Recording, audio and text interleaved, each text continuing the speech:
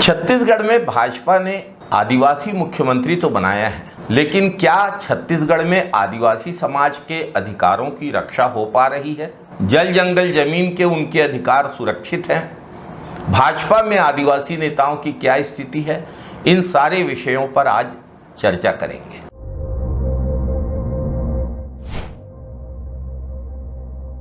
नमस्कार साथियों, जय सेवा जय जोहार। हमारे साथ आज उपस्थित हैं छत्तीसगढ़ के वरिष्ठतम आदिवासी नेताओं में से एक डॉक्टर प्रेम साय सिंह जी, जो मध्य प्रदेश में भी मंत्री रहे, पिलखा विधानसभा का उनने प्रतिनिधित्व किया और छत्तीसगढ़ बनने के बाद वे छत्तीसगढ़ सरकार में भी लगातार महत्वपूर्ण पदों में रहे, मंत्री रहे और उन्होंने प्रतापपुर विधानसभा क्षेत्र का प्रतिनिधित्व किया। नमस्कार डॉक्टर साहब। नमस्कार चरण भाई, जय जोहार। डॉक्टर साहब, आप स्वयं आदिवासी समाज से हैं, लेकिन भाजपा की सरकार बनने के बाद छत्तीसगढ़ में जो आदिवासियों की स्थिति है, आदिवासी दिवस तक नहीं मनाया जा रहा है, जिसकी संयुक्त राष्ट्र संघ भी आदिवासियों के पहचान के रूप में मान्यता देता है। आपका क्या सोचना है इसके बारे में? अब देखिए, जब कांग्रेस की जब भाजपा की सरकार जब यहाँ पर रही तो कांग्रेस से लोगों ने और आदिवासी समाज ने पूरी जोर लगाई कि भाई आदिवासी दिवस जो मनाए और उसमें छुट्टी भी उसमें होना चाहिए, क्योंकि बहुत सारे उसमें सरकारी कर्मचारी भी रहते हैं। तो अगर छुट्टी रहे तो अपने जो त्यौहार है उसको बनाना चाहिए उसमें। और ये कोई हम लोग यहाँ से नहीं मना रही है, तो संयुक्त राष्ट्र संघ ने इसको तय किया था। और भारतीय जनता पार्टी की सरकार जैसी बनी 23 में, उन्होंने आदिवासी जो दिवस है उसको मनाने की बात तो दूर रही, जिन आदिवासी समाज ने कार्यक्रम बनाया वहाँ में उस कार्यक्रम में जाने तक की वो लोग जरूरत महसूस नहीं किए और कार्यक्रम दे के भी नहीं गए। तो ये तो आदिवासियों से कितना ये लोग नफरत करते हैं या उसे दूरी बना के रखते हैं। केवल नाम का आदिवासी मुख्यमंत्री यहाँ बना दिया गया है और उनकी चलती भी नहीं है जी। तो ऐसे में तो जो आदिवासियों की जो संस्कृति है, आदिवासियों की जो समस्या है, उनका निदान करने में सरकार बिल्कुल असफल और विफल रही है। डॉक्टर साहब, आदिवासी सिर्फ भारत में ही नहीं होते, अफ्रीका में भी, अमेरिका में भी, ऑस्ट्रेलिया में भी आदिवासी तो पूरी दुनिया में है। और विश्व आदिवासी दिवस का आयोजन पूरे विश्व के आदिवासियों की एक पहचान था। इसके साथ साथ आपकी सरकार में लगातार आदिवासियों को पूरे संसार के कोने कोने से बुलाकर उनकी संस्कृति की पहचान बनाने का काम हुआ। लेकिन ये सरकार तो ऐसा समझ रही है कि विश्व आदिवासी दिवस कुछ है ही नहीं। ये क्या मानसिकता? नहीं, आदिवासियों का जो संस्कृति है, जो उनका कल्चर है, आपको ध्यान होगा कि जब हम लोग सरकार में यहाँ थे तो जो दुनिया भर के जो आदिवासी यहाँ पर संस्कृति लेके आए थे जी, वो चाहे विदेश से भी लोग आए थे, और सब जगह जो सांस्कृतिक है या संस्कृति है आदिवासियों की, वो तो बचा के रखें। आज चाहे ऑस्ट्रेलिया में हो, चाहे अफ्रीका में हो, चाहे दुनिया के किसी देश में हो, सब जगह आदिवासी है और सब जगह का जो कल्चर है, उनकी अलग पहचान है और वही बचा के उसको रखे हैं। तो यहाँ हम लोगों ने जो आदिवासी समाज ने जो आदिवासी विश्व आदिवासी दिवस जो मनाती है हमेशा हर साल, और लोग मनाते हैं, लेकिन भारतीय जनता पार्टी सरकार के कोई भी मंत्री उसमें शिरकत नहीं करते, यहाँ तक कि मुख्यमंत्री भी उसमें शिरकत नहीं करते, शुभकामनाएं तक वहाँ पर नहीं देते हैं। तो ये आदिवासी समाज की एक तरह से उनकी क्या कहना चाहिए, उसको परहेज करते हैं उसको। तो ये आदिवासियों से दूरी बना के लोग रहते हैं, ऐसा मुझे दिखता है। भाजपा तो आदिवासी शब्द की इस्तेमाल से परहेज करती है, वो तो वनवासी कहते हैं। तो आदिवासियों को वनवासी कहा जाना, उनकी जो मूल धारा है, जो उनकी हजारों लाखों साल पुरानी उनकी सभ्यता है, एक तरह से उसकी उपेक्षा करने का काम है। निश्चित रूप से जो आदिवासी जंगल में रहते थे, वन में रहते थे, लेकिन कालांतर में जो उनकी शिक्षा दीक्षा हुई, अच्छे पढ़ लिख कर वो लोग गाँव में भी आए, शहरों में भी आए, लेकिन भारतीय जनता पार्टी आज भी आदिवासी की जगह वनवासी उपयोग कर रही है। वो चाहती कि आदिवासी केवल जंगल में ही रहें जी। और जंगल किसी बड़े उद्योगपति को दे दिया जाए तो फिर वो लोग और कहीं के नहीं रहेंगे। तो आदिवासियों की इस प्रकार से उनकी जो उपेक्षा है जो भारतीय जनता पार्टी की सरकार कर रही, ऐसा प्रतीत होता है। आदिवासियों को वनवासी कहना, शहरों और गांवों में रहने वाले वो आदिवासी जो पढ़ लिख गए हैं, एक प्रकार से उनकी आदिवासी मान्यता पर सवालिया निशान लगाना है। बिल्कुल, आपने बिल्कुल सही सोच किया है कि जो आदिवासी पढ़ लिख के जो शहरों में आ रहे हैं, नौकरी कर रहे हैं, अच्छे सर्विस में जा रहे हैं, लेकिन उनकी जो अहमियत है वो उनको महत्व लोग नहीं देते। हाल ही में भाजपा में 3 आदिवासी नेताओं के मामले उजागर हुए हैं। सबसे पहले तो मोदी सरकार में मंत्री रही रेणुका सिंह जी, जो छत्तीसगढ़ सरकार में भी मंत्री रहीं, उन्होंने कहा कि सरकार में भी रावण है। सरकार में भी रावण है, समाज में भी रावण रहते हैं, लेकिन रावण के अंत का संकल्प लेना पड़ता है। अब सरकार तो भाजपा की है, तो आपके विचार से क्या कहना चाहती हैं? नहीं, देखिए, आप रेणुका सिंह जी बहुत वरिष्ठ नेता हैं, नेत्री हैं और राज्य में भी मंत्री रही हैं और मोदी सरकार में केंद्र में भी अनुसूचित जनजाति कल्याण के विभाग की मंत्री रही हैं। और वो अगर इस बात को कहते हैं कि सरकार में भी रावण है, तो दिल्ली की एक तो भारतीय जनता पार्टी जो केंद्र में सरकार है, वहाँ भी उनकी सरकार है, प्रदेश में भी उनकी सरकार है, उनको बिल्कुल बताना चाहिए कि कौन रावण है। जी। रावण अगर उन्होंने कहा कि वो खुले मंच में कहा, जहाँ रावण दहन का जो कार्यक्रम हो रहा था उसमें उन्होंने कहा कि हमारी सरकार में भी रावण है, तो केंद्र में भी रावण है और प्रदेश में भी रावण है, तो लेकिन उनको ये बात को बताना चाहिए कि कौन रावण है और क्या कर रहा है रावण है, उसको खुलासा करना चाहिए।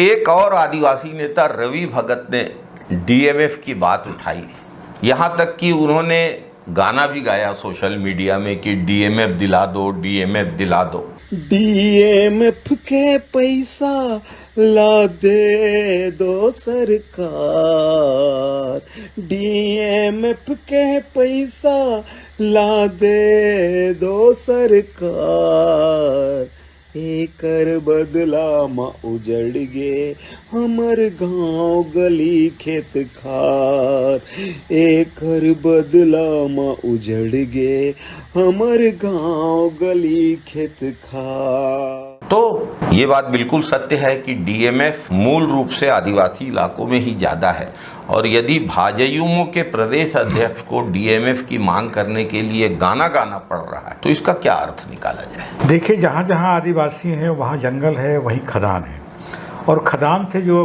टैक्स मिलता है वो डीएमएफ के माध्यम से, लेकिन उसी क्षेत्र में उसका खर्चा होना चाहिए। ये रवि जो भगत, जो इनके भारतीय जनता पार्टी की युवा मोर्चा के प्रदेश अध्यक्ष हैं, उन्होंने अपनी मांग को जायज़ रखा कि जो डीएमएफ का जो फंड है वो उन क्षेत्रों में लगाया जाए जहाँ के लोग प्रभावित हैं, उनके कल्याण के लिए लगाया जाए। उन्हें कोई गलत बात नहीं कहा, लेकिन उनको इस प्रकार से प्रताड़ित किया गया कि जैसे कोई बहुत बड़ा कोई अपराध किया हुआ है, उसको इस प्रकार से प्रताड़ित किया गया उसको। तो ये भारतीय जनता पार्टी के चाल चरित और चेहरा आदिवासियों के प्रति दिखता है। जैसे ही उन्होंने डीएमएफ की मांग रखी, उनको भाजयुमो के प्रदेश अध्यक्ष पद से हटा दिया गया, यानी एक प्रकार से सजा दी गई उनको कि आदिवासियों के हक की आवाज़ उठाने की। नहीं, बिल्कुल जो आदिवासियों के हित की बात करेगा वो उसको किनारे कर दिया जाएगा, वो चाहे रवि भगत हो या कोई और हो। अगर आदिवासियों के हित की अगर बात करेगा तो फिर भारतीय जनता पार्टी में उसके लिए जगह नहीं है। इसलिए उनको जो भारतीय जनता युवा मोर्चा के जो अध्यक्ष था उससे पद से भी उसको कोई गलत मांग नहीं किया था, सही मांग किया था और प्रभावित क्षेत्र के लोगों के लिए मांग किया था। 2003 के चुनाव में भाजपा ने कहा था कि हर आदिवासी परिवार को 10 लीटर दूध देने वाली जर्सी गाय देंगे।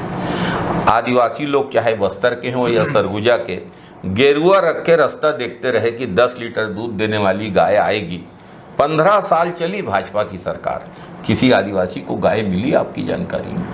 देखिए, भारतीय जनता पार्टी के मामले में तो ये कहते हैं कि जो कहती है वो करती नहीं है। आदिवासियों को छला, बहनों को छला, किसानों को छला, सबको छला। आदिवासियों को तो बिल्कुल जाके वहाँ पर कहा कि आपको जर्सी गाय दी जाएगी सबको, और इसका भयंकर मतलब प्रचार प्रसार सब जगह किया, चाहे वो बस्तर का हो, चाहे सरगुजा का हो, सब जगह ने कहा।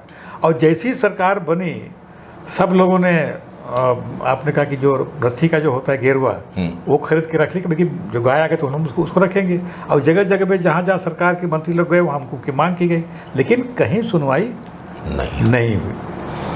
आज ही अखबार में खबर आई है कि 5000 मृत महिलाओं को महतारी वंदन की राशि दी जा रही थी। जो जीवित हैं उनको महतारी वंदन मिल नहीं रहा है, और जो मर गई हैं उनको महतारी वंदन दिया जा रहा है। ये तो खिलवाड़ है। ये तो भारतीय जनता पार्टी के चाल चरित्र और चेहरा जैसा दिखता है। जब चुनाव के पहले महतारी वंदन का करीब 70 लाख लोगों को देने की उसमें उन्होंने बात कही, और आज लगभग 60 लाख लोगों को दिया जा रहा है।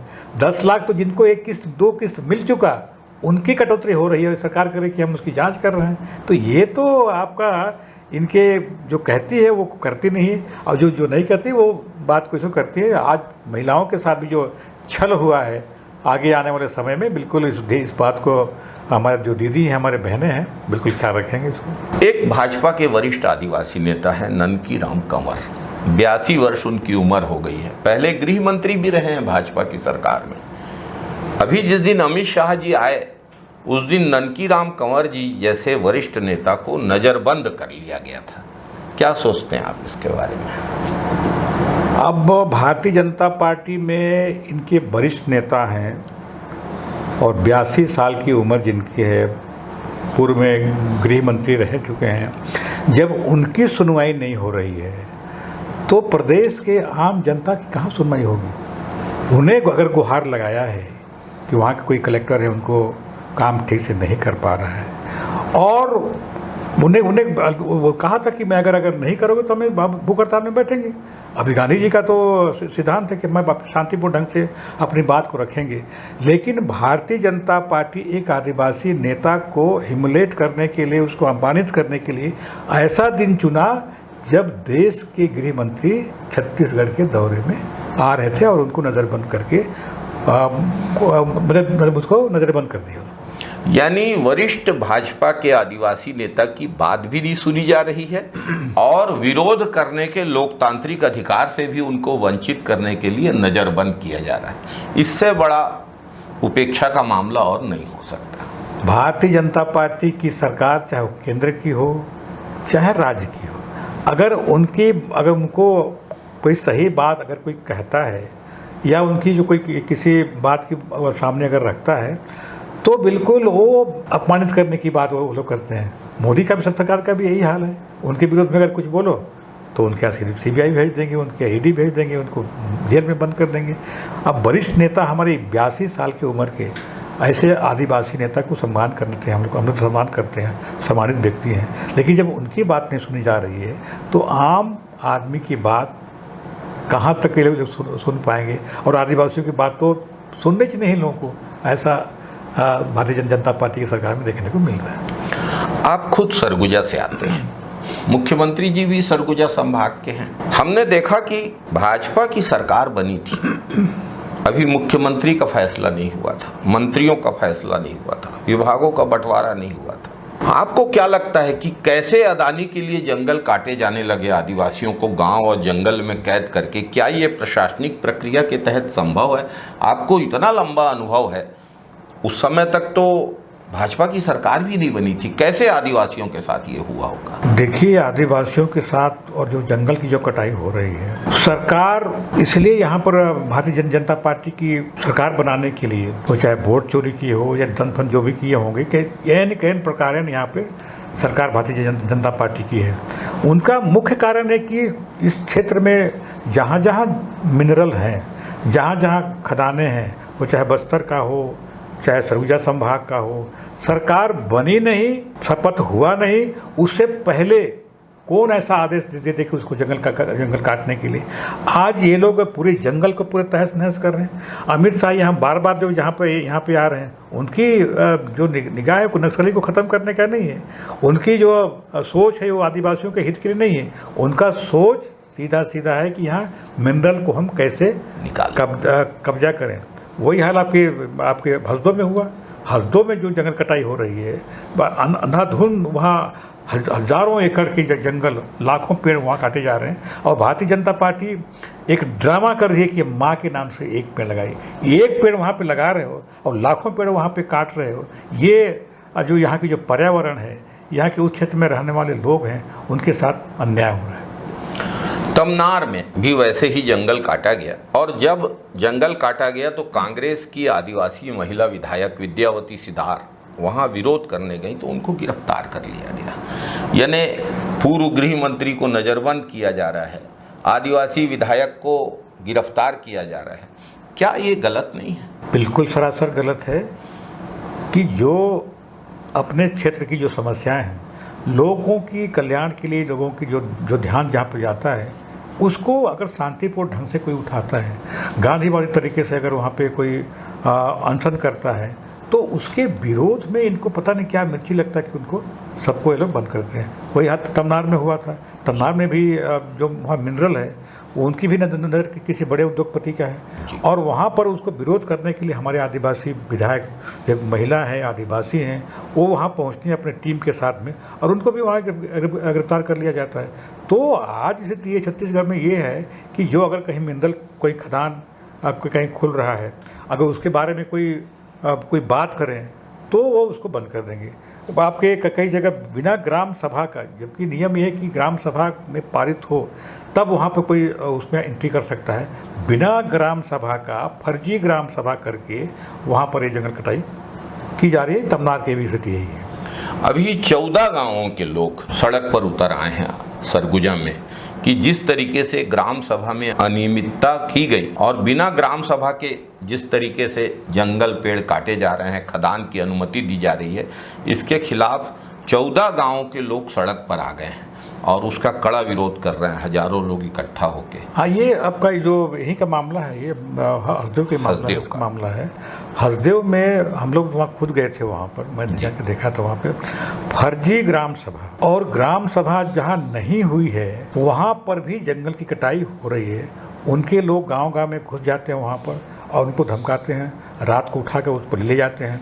वहाँ के लोगों ने बताया कि हम लोगों ने कोई साइन नहीं किया है, और ग्राम में उनको उठा के रेस्ट हाउस में ले गया, मतलब वहाँ पर, और कहा कि इसमें दस्तखत करो इसमें। मतलब एजेंडा कुछ और है, उसमें एक्स एजेंडा जोड़ के इस प्रकार की ग्राम सभा करके और फर्जी ग्राम सभा करके जंगल को कटाने का काम लोग करवा रहे हैं। एक छत्तीसगढ़ में अगर हम देखें तो जहाँ आदिवासी हैं, बस्तर हो या सरगुजा या रायगढ़ के आदिवासी क्षेत्र, जंगल वहीं सुरक्षित है।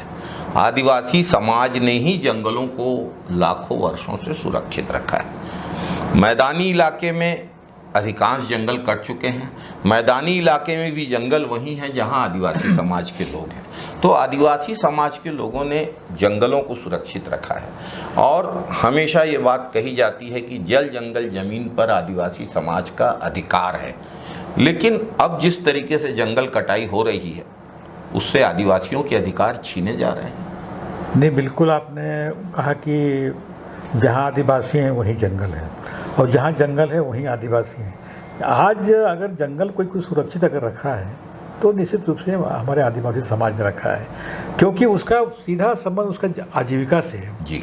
वहीं से उसको दातुन लाना है, जंगल की वनोपज है वो वहीं से लाना है, दवाई की भी वहीं से आपका वो करना है, आपके जो मशरूम जो आते हैं सब, तो उनका एक तरह से जो मवेशी हैं उनका भी चराई वहाँ से होता है। तो एक तरह से आदिवासियों का जंगल से बहुत गहरा नाता है, और इसलिए जहाँ आदिवासी वहाँ पे जंगल है और उसी को लोग सुरक्षित करके रखें।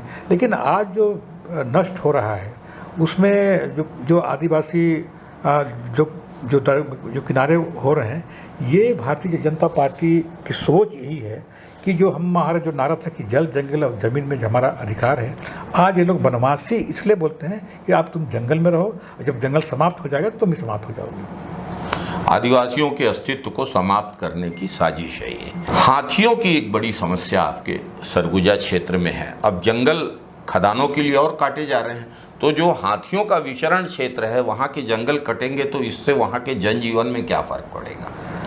देखिए, हम लोगों ने एक हाथी कॉरिडोर बनाया था, वो भी पूर्व में खदान का एरिया घोषित किया गया था, लेकिन हम लोग उसको बचाने के लिए एक उपाय उसमें लगाया कि हम लोग जो हाथी कॉरिडोर अगर बना देंगे तो वो कॉलोनी क्षेत्र में अगर नहीं जाएगा और वो उसको वंचित रखा जाएगा और जंगल भी सुरक्षित रहेगा।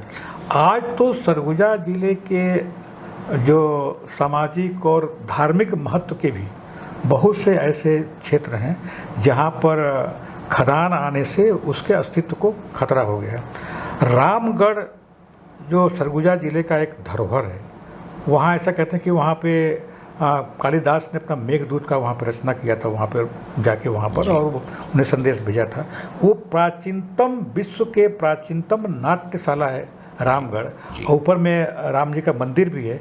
आज उसको भी ये लोग गलत मापिंग करके कि ये नहीं आता है, आज भी जहाँ वहाँ पर जो ब्लास्टिंग हो रही है उसमें दरारें उसमें आ रही है। तो आज हमारे धार्मिक और सामाजिक अस्तित्व की जो पुरातन हमारे जो परम धार्मिक जगह हैं उनको भी खतरा आज हो रहा है। उसको बचाने के लिए हम लोग प्रयास कर रहे हैं, लेकिन ये भारतीय जनता पार्टी उसमें किसी प्रकार का सोच नहीं रखती है और ये पूरे आदिवासी समाज के जो और बाकी वहाँ के जो धार्मिक जो परिवेश है उसको नष्ट करने में तुली हुई। रामगढ़ जो पुरातात्विक महत्व का है, धार्मिक महत्व का है, सिर्फ भगवान राम के प्रवास के ही नहीं, कालिदास जी की भी वहाँ पे रचना के प्रमाण मिलते हैं।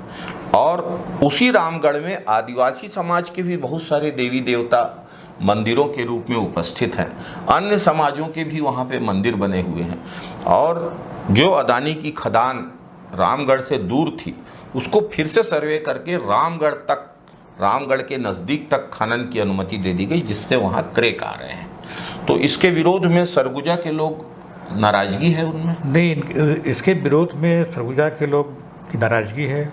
उन्हें अपना प्रोटेस्ट भी किया है और उसमें आपके रोड में भी उसमें आए हैं, चिट्ठी पत्री भी उसमें दिया गया है कि आप जो मैपिंग किए हो, जो नाप किए हो, वो अगर उसको अलग करने तो कोई दिक्कत नहीं है। लेकिन जो बताया गया कि वो 8 किलोमीटर या 10 किलोमीटर की दूरी पे है, लेकिन आज जो ब्लास्टिंग से जो क्रैक हो रहा है वो हमारे पुरातात्विक जो धार्मिक महत्व का जो स्थान है रामगढ़, और पहचान छत्तीसगढ़ की जो पहचान है उत्तर भारत, उत्तर छत्तीसगढ़ की, कि रामगढ़ की पहाड़ी और वहाँ कालिदास ने जो मेघदूत की जो रचना की और विश्व की प्राचीनतम नाट्यशाला है, उसके अस्तित्व पर खतरा आ गया। ये थे डॉक्टर प्रेम साय सिंह जी, जिन्होंने विस्तार से छत्तीसगढ़ में आदिवासियों से जुड़े मुद्दों पर, जंगल पर, खनिज संपदा की लूट पर अपने विचार रखे। हमेशा एक बात कही जाती है कि भाजपा के लिए आदिवासी नेता भाजपा के शोकेस में सजी हुई आदिवासी काष्ठ शिल्प की मूर्ति मात्र हैं, और लगातार आदिवासी नेताओं के साथ जो कुछ हो रहा है, उनके बारे में जो कुछ कहा जा रहा है, उससे ये बात साबित भी होती है। डॉक्टर साहब को हम लोग अपने स्टूडियो में पधारने के लिए हृदय से धन्यवाद देते हैं। धन्यवाद सुरेश भाई। और आशा करेंगे कि उनका सानिध्य हमको और मिलता रहेगा, उनके अनुभव का, ज्ञान का लाभ हमको मिलेगा। बहुत बहुत धन्यवाद।